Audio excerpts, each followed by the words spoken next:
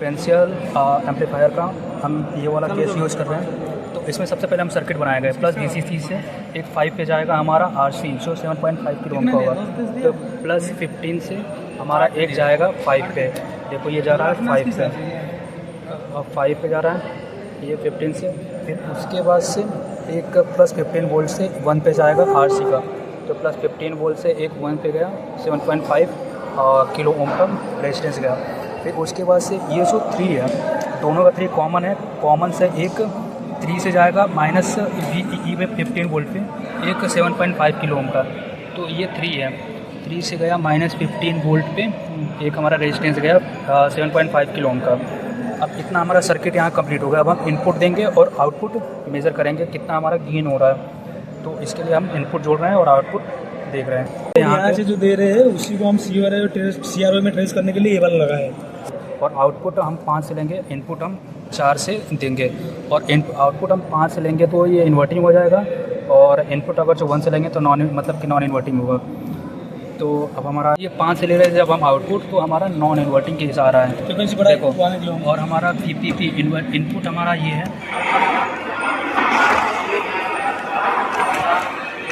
Input हमारा 160, यहाँ पे स्टॉप कर दें। इनपुट हमारा 170 मिली वोल्ट है, और आउटपुट हमारा क्या कहते हैं कि 18.20। अब 1 के फ्रीक्वेंसी करने पे 1 के फ्रीक्वेंसी हो गया मिली वोल्ट, तो इस पे हमारा आउटपुट हमारा ये आ रहा है 170 मिली वोल्ट और 18.2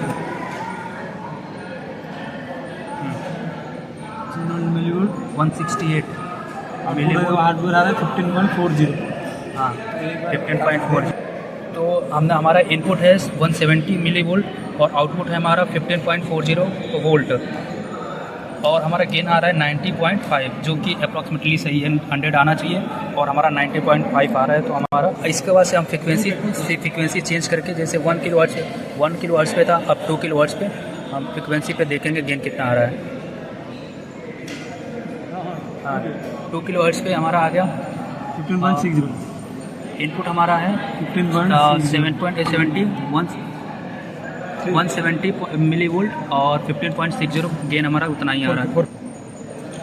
और नेक्स्ट रीडिंग लेंगे हम 4K पे, जो कि इनपुट हमारा 170 और आउटपुट वोल्टेज 15.80 गेन हमारा सेम है। तो ऐसे हम रेटिंग ले लेंगे 2 4 10, और उसके बाद से इसका ड्रा कर लेंगे। ये हमारा केस है इन्वर्टिंग का। अब हम करेंगे नॉन इन्वर्टिंग के केस में, जो कि हम आउटपुट को पिन नंबर 1 पे रखेंगे और तब हम इसका टेबल बनाएंगे। अब हम ये सेकेंड केस देख रहे हैं नॉन इन्वर्टिंग का, जिसमें 1K पे देखेंगे 1 किलोहर्ट्ज़ फ्रीक्वेंसी पे कितना हमारा इनपुट और आउटपुट आ रहा है। तो सेकेंड वाले पार्ट में आ रहे हैं measurement of common mode gain में। तो इसमें हम क्या करेंगे, Q1 Q2 का जो बेस है उसको बस कॉमन कर देंगे, तो 2 और 4 को कॉमन कर देंगे। अब बाकी वैसे आउटपुट लेंगे तो V आउटपुट अपन में V इनपुट करेंगे, तो हमारा V आउटपुट आ रहा है 376 मिली वोल्ट में आ रहा है, और आउटपुट हमारा आ रहा है 564.0 मिली वोल्ट में। तो इसका आ रहा है हमारा कॉमन मोड गेन आ रहा है 0.66। फिर उसके बाद से हम इसका CMRR फाइंड करेंगे, तो CMRR हो गया हमारा डिफरेंशियल गेन अपन में कॉमन मोड गेन। तो हमारा डिफरेंशियल गेन हमारा 90 आ रहा था, और उसके बाद से हमारा कॉमन मोड गेन 0.66 आ रहा था। तो हमारा CMRR आ गया 137.121। अब इसको हम dB में भी चेंज कर सकते हैं, 20 log ये 137.121। इसको dB में चेंज करेंगे तो समथिंग आएगा। तो ये हो गया हमारा CMRR केस है। अब उसके बाद से अब C भी हो गया हमारा, measurement of the CMRR find कर लिया। अब हम लास्ट पार्ट करेंगे study of the frequency response of differential amplifier. और फ्रीक्वेंसी रिस्पॉन्स डिफरेंशियल एम्पलीफायर के लिए फ्रीक्वेंसी हम मतलब बढ़ाते जाएंगे, 1 किलोहर्ट्ज़ 2 किलोहर्ट्ज़ 4 किलोहर्ट्ज़, और इस पर मुझे भेज देना। जब हम शॉर्ट करेंगे Q1 को जब हम शॉर्ट करेंगे, यानी कि 15 से हम इसको शॉर्ट करेंगे, ये वाला, ये जो हम 15 को शॉर्ट कर रहे हैं 5 पे, तो RC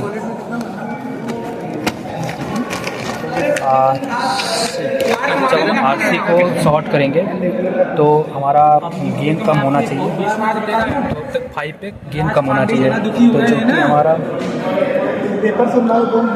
गेन पे V इनपुट हमारा आ रहा है 384 मिली वोल्ट और V आउटपुट हमारा है 272 मिली वोल्ट, जो कि 0.7 गेन आ रहा है हमारा। और हमारा 5 में भी समथिंग ऐसे ही आ रहा है। जब हम शॉर्ट कर रहे हैं तो 30 किलो हर्ट्ज पे 54.69 और 26.95 ये हमारा गेन आ रहा है 0.49।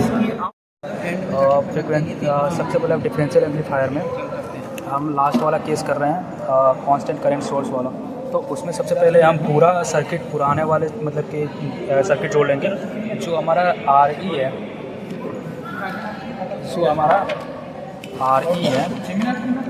RE को चेंज करके हम यहाँ पे एक दूसरा सर्किट बनाएंगे। यहाँ पे जो 3 से आ रहा था हमारा,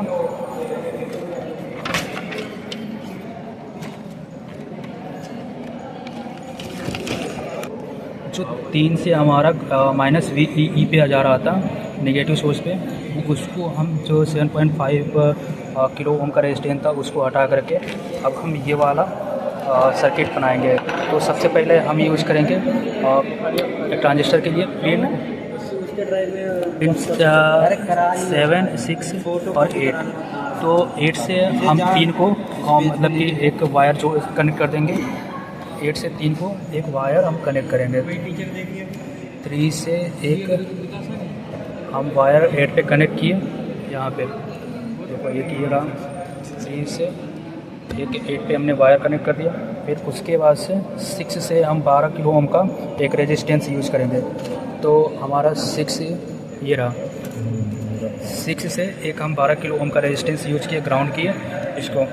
फिर उसके बाद से 6 से हम 6 से एक वेरिएबल रेजिस्टेंस पे हम एक वायर कनेक्ट करेंगे। तो ये 6 है, 6 से हम एक वायर मतलब कि इस पे वेरिएबल पे कनेक्ट किया, शॉर्ट कर दिए। फिर शॉर्ट करने के बाद हम वहाँ से सेकेंड वाले टर्मिनल से एक 2 किलो ओम का -15 वोल्ट पे एक रेजिस्टेंस यूज़ करेंगे 2 किलो ओम का। ये जो रहा 2 किलो ओम का सेकेंड वाले टर्मिनल से वायरिंग वाले रेजिस्टेंस से एक -15 पे हमने 2 किलो ओम का रेजिस्टेंस ऐड किया। फिर उसके बाद से 1 किलो ओम का रेजिस्टेंस हम लेंगे। 1 किलो ओम का रेजिस्टेंस लेंगे -15 वोल्ट से और 7 के बीच में। तो -15 से और एक 7 के बीच में एक हम 1 किलो ओम का रेजिस्टेंस लिया। और इन दोनों के बीच में हम वोल्टेज देखेंगे 2 किलो ओम का, मतलब 2 वोल्टेज का हम मतलब कि वोल्टेज सेट करेंगे। तो इसको हम सेट कर रहे हैं, वोल्टेज देख रहे हैं। तो जो हमारा 1 किलो ओम का रेजिस्टेंस था उसके क्रॉस में हम 2 वोल्ट का ये चेंज करके हमने 2 वोल्ट सेट कर दिया है। अब फिर उसके बाद से हम इसको हटा देंगे मल्टीमीटर को। अब हम 1 किलो हर्ट्ज पे यहाँ पे 1 किलो हर्ट्ज पे हम देखेंगे कि हमारा कितना कैसे हुआ, गेन कैसे करते हैं। उसके बाद से हम 1 किलो हर्ट्ज पे फ्रीक्वेंसी सेट करेंगे। फिर उसके बाद से हम इनपुट देखेंगे और आउटपुट देखेंगे, और इसके बाद से हम इसका डिफरेंशियल गेन निकालेंगे। फिर उसके बाद से इनपुट और आउटपुट देखेंगे हम कॉमन मोड गेन के लिए। तो कॉमन मोड गेन के लिए हम इसको कॉमन कर लेंगे और फिर उसके बाद से हम कॉमन मोड गेन निकालेंगे और उसके बाद से हम CMRR फाइंड करेंगे। तो ये हमारा लास्ट वाला हो गया कांस्टेंट करंट सोर्स वाला एक्सपेरिमेंट।